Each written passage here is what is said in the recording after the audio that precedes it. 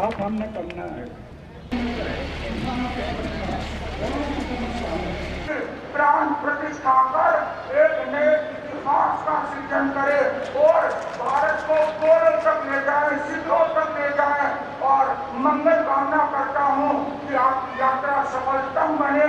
और लोगों से ये कहना चाहता हूँ कि अन्ना जी ने जो नैतिकता का महायज्ञ छेड़ा है, गौरवशाली कार्यक्रम में सहभागी बने। इन्हीं भावों के साथ अंत में यही कहना चाहता हूँ कि किस तरह से ये देश भ्रष्टाचारियों की कैद में है और हमको किस तरह अन्याय अत्याचार के खिलाफ गरीब के हक में लड़ना चाहिए। मुनि सूफी संत जिलानी साहब के 4-5 लाख शिष्य हैं। ये अपने आश्रम में साधना करते हैं। ये अभी आपके सामने बोलेंगे। ये अन्ना के साथ चल रहे हैं इस देश की तकलीफ को ध्यान में रख करके। और जब गुरुद्वारों से लोग निकलने लगे, खानकाहों से निकलने लगे, आश्रमों से निकलने लगे, अपने विहार से निकलने लगे, ये मान लेना चाहिए कि ये मुल्क बदलने वाला है। इसलिए मुल्क बदलने वाला है क्योंकि आपके जैसे लोग जब भरी दोपहरी में घंटों इंतजार उस आदमी का करते हैं जिस आदमी के पास अपना कुछ नहीं है। आप उस आदमी का इंतजार करते हैं जो आपको न धन दे सकता है, न दौलत दे सकता है, न आपको ऐसे वायदे कर सकता है जो राजनीति के करते हैं। लेकिन हाँ, वो इंसान एक काम कर सकता है, आपके साथ कंधे से कंधा मिलाकर आपके बच्चों के भविष्य के लिए, इस मुल्क की बेहतरी के लिए लड़ने का वायदा कर सकता है। और अन्ना हजारे जी यही आपसे कहने आए हैं। अभी बहुत चर्चित सदस्य रहा हूँ, लेकिन आज मुझे संसद का भूतपूर्व सदस्य कहलाते हुए शर्म आती है। हमारी लोकसभा, हमारी राज्यसभा इस देश के लोगों के खिलाफ खड़ी है। इस देश के लोगों के लिए, इस देश के लोगों की भलाई के लिए कानून नहीं बनाती। और जब लोग सड़क पर उतरते हैं, ज़रा याद कीजिए 1 साल पहले का, 1.5 साल पहले का दृश्य, जब अन्ना जी अगस्त में अनशन कर रहे थे, सारे लोग सड़क पर थे, सारा देश सड़क के ऊपर था। उससे डर करके इस देश की संसद ने अन्ना जी को, अन्ना जी के बहाने आप सबको ये वायदा किया था कि हम जन लोकपाल लाने का बिल पास करेंगे। उस प्रस्ताव का हमारी संसद ने अपमान किया, उसके ऊपर एक कदम भी नहीं चली। और नख विहीन लोकपाल है जो भ्रष्टाचारियों के खिलाफ नहीं, आम आदमी के खिलाफ खड़ा है। क्यों? क्योंकि इस लोकपाल में ये प्रावधान है कि अगर आप किसी के ऊपर भ्रष्टाचार का आरोप लगाते हैं तो उसको साबित करने की जिम्मेदारी आपकी है। और अगर आप साबित नहीं कर पाए, तो आपको जुर्माना होगा और जेल होगी। ये है इस सरकार का लाया जाने वाला लोकपाल बिल। इसलिए ये संसद इस देश के लोगों के खिलाफ खड़ी है। बेरोजगारी, महंगाई, शिक्षा व्यवस्था आप जानते हैं, स्वास्थ्य आप जानते हैं, सब कुछ चौपट हो चुका है। और सबसे बड़ी खुशी की बात यह है कि एक संत का लिबादा नहीं है, संत का ड्रेस नहीं है, संत का लिबास नहीं है, लेकिन मन से संत है। और मन से जो संत होता है वो समाज सेवक होता है। ढूंढ रही है, अपना कोई पेशवा ढूंढ रही है। आज देश की जनता का दिल रो रहा है, आंखें तो सबकी रोती हैं, कपड़ों से आंसू पोंछ दिए जाते हैं, लेकिन जब मन रोने लगता है तो इनकलाब आ जाता है। आज देश की जनता का मन रो रहा है, हृदय रो रहा है, उनका दिल रो रहा है, उनका कल्ब रो रहा है। और जब दिल रोने लगे तो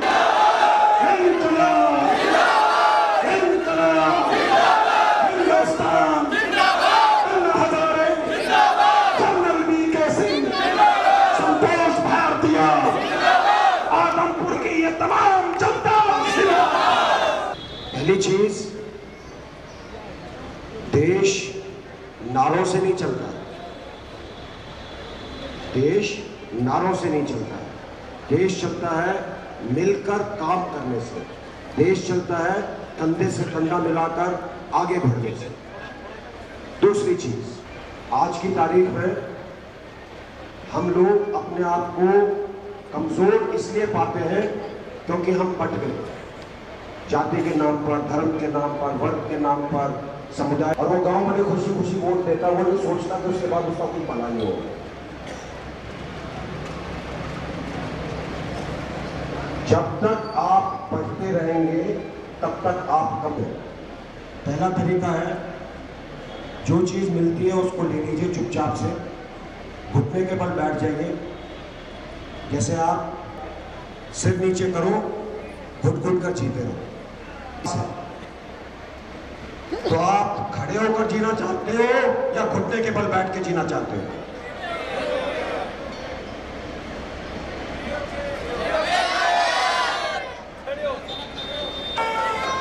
मेरे ख्याल से पीछे की जनता बैठकर और रोज सरकार को, देश को, अधिकारियों को, जो भी आपको नजर आए उसको गाली देनी है तो घुट घुट कर जीना। हम लोग खड़े होकर जीना चाहते हैं और जो लोग हमारे साथ आना चाहते हैं उनका बहुत बहुत स्वागत है, ताकि हम इस देश को बदल सकें।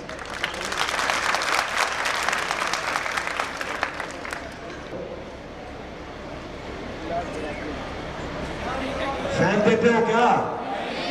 इलाज करवाते हो ना अपनी माँ का? तो आज भारत माँ को कैंसर है, क्या करोगे उसका?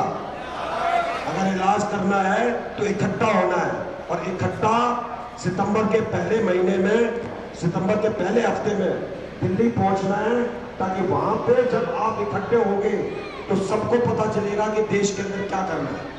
जन संसद आएगी वहां पर, और जनता की आवाज से हम इस चीज का निश्चय करेंगे कि जनता क्या चाहती है। ये देश जनता का है, ये नेताओं का नहीं है। और जिस दिन आप ये समझ लोगे उस दिन इस देश में सुधार आएगा और सब कुछ बदल जाएगा। आप सबको एक बार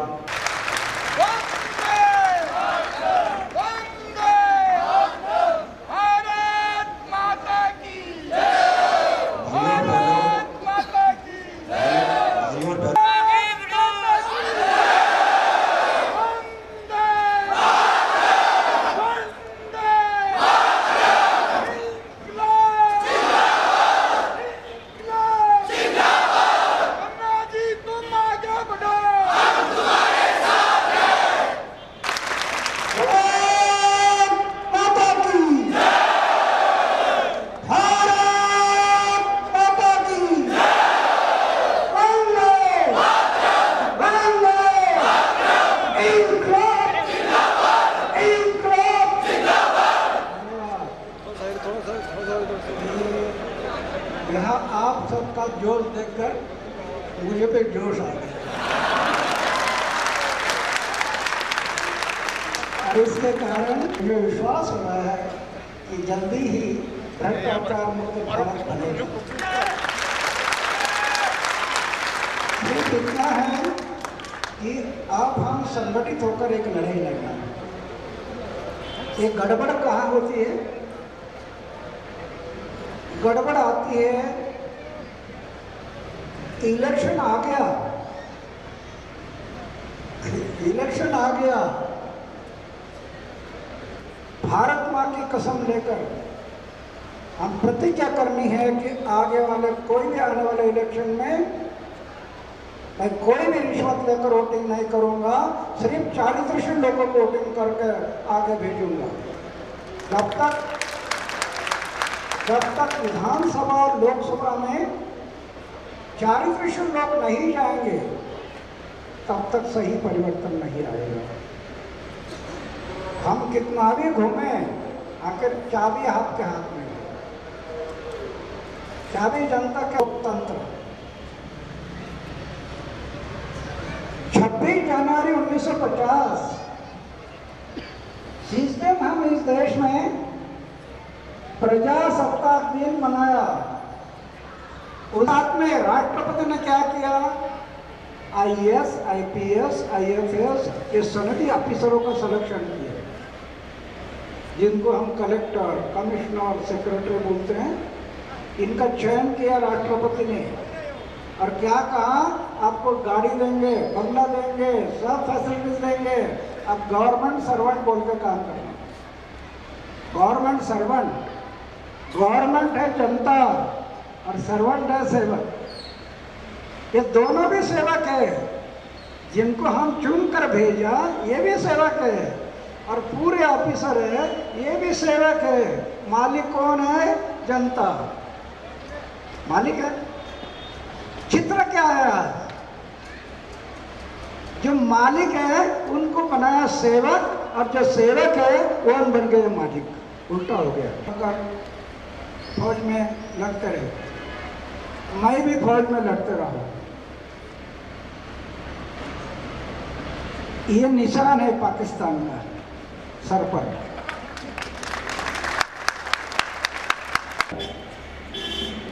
एक लड़ाई तो हम लड़े उन दुश्मन से, अभी हमारे घर में छुपे हुए दुश्मन है, इनसे ये लड़ाई जारी है, लड़ाई जारी है।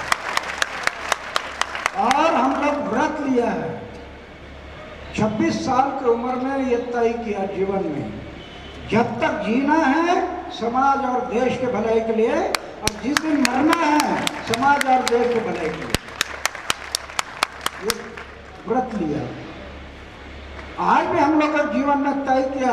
अरे हार्ट अटैक आकर लोग मरते हैं, हार्ट अटैक, ऐसे हार्ट अटैक आकर मृत्यु आना, इसके बजाय समाज और देश के भलाई के लिए मृत्यु आ गया तो हमारा सौभाग्य होगा, समाज और देश के लिए। तो ये लड़ाई हम लोग 40 साल हो गए, खुद के घर में गया नहीं, 40 साल हो गए। जब खेल करेंगे सीमा पर गोली लगने के बाद भी बच गया, उसी टाइम मैं तय किया कि ये मेरा पुनर्जन्म है, ये मेरे जनता और देश के सेवा के लिए अर्पण। खतरा लगने लगा, शादी कर लो, 65% करप्शन को ब्रेक लगेगा, 65%। हम व्यवस्था परिवर्तन चाहते। अरे सत्ता परिवर्तन थोड़ा हो गया, 66 साल बीत गया ना, एक सत्ता आ गई, वो बदल गई, दूसरी आ गई, दूसरी गई, तीसरी आ गई, तीसरी आई, चौथी आ गई। क्या सत्ता परिवर्तन हो गया? वो एक ने भ्रष्टाचार में ग्रेजुएशन किया और दूसरे ने डॉक्टरेट पाई। सत्ता परिवर्तन कर क्या होगा? व्यवस्था परिवर्तन, संपूर्ण व्यवस्था परिवर्तन। भ्रष्टाचार है, किसानों के प्रश्न है, क्या हालत है किसानों की? माल खाए मदारी और नाच करे बंदर। 66 साल के बाद किसको बदलना है? शिक्षा क्षेत्र में क्या हो रहा? अरे शिक्षण महर्षि बनकर दुकान खोल दिए पैसा कमाने के लिए और गरीब लोगों को उच्च शिक्षा नहीं मिल रही है। विधानसभा और लोकसभा जैसे पवित्र मंदिर में दागी लोग जा रहे। दागी लोग आज संसद में कितने लोग हैं? संसद में 163 लोग दागी बैठे हैं जिन पर आरोप है, 163। तो बाजू में हमें पसंद नहीं है तो ना फिर शराब की बोतल लेकर वोटिंग करता, 1000 रुपए के नोट लेकर वोटिंग करता। हमारा कहना है 5 उम्मीदवार खड़े हैं, एक भी पसंद नहीं है जनता के लिए, आखिरी चिन्ह डाल दो, ना पसंदी, आखिरी चिन्ह, 6वां चिन्ह डाल दो, ना पसंदी। अभी मतदाता देखेगा 5 में एक भी पसंद नहीं, ना पसंदी पर मोहर लगेगा। और टोटल मतदान होने के बाद 51% मतदान जनता के तरफ से गिर गया तो इलेक्शन कैंसल। फिर इलेक्शन ले लो, बंटवारा करो। पैसा कहाँ तक करते हैं? 10-10 करोड़ रुपया गरीब आदमी कैसे इलेक्शन लड़ेगा? 10-10 करोड़। एक इलेक्शन कैंसल हो गया और 10 करोड़ रुपया पाने में गया तो उम्मीदवार का दिमाग थोड़ा जगह पे आ गया। और जो इलेक्शन कैंसल होगा उसमें जो लोग खड़े हैं उनको फिर से खड़ा होने की इजाजत नहीं। तो पक्ष और पार्टी गुंडा को टिकट देगी, लुटारों को टिकट देगी? नहीं देगी। इससे राजना क्या है, वो दूषण नहीं भूषण है। जेल में जाना है, जेल में भी गए। कई बार मेरे पर कोर्ट में 11 जगह पर दावे लगे, 11 जगह पर कोर्ट में मैं लड़ रहा हूँ। पैसा नहीं है, 10 वकील लोग 1 रुपया ना लेते हैं, मेरे बाजू से लड़ रहे हैं। इसके कारण 6 मंत्री घर चले गए। लड़ रहा हूँ ना कहूँगा। अभी आपने कई पत्र दिए हैं, हम सब मिलकर ये लड़ाई लड़नी है।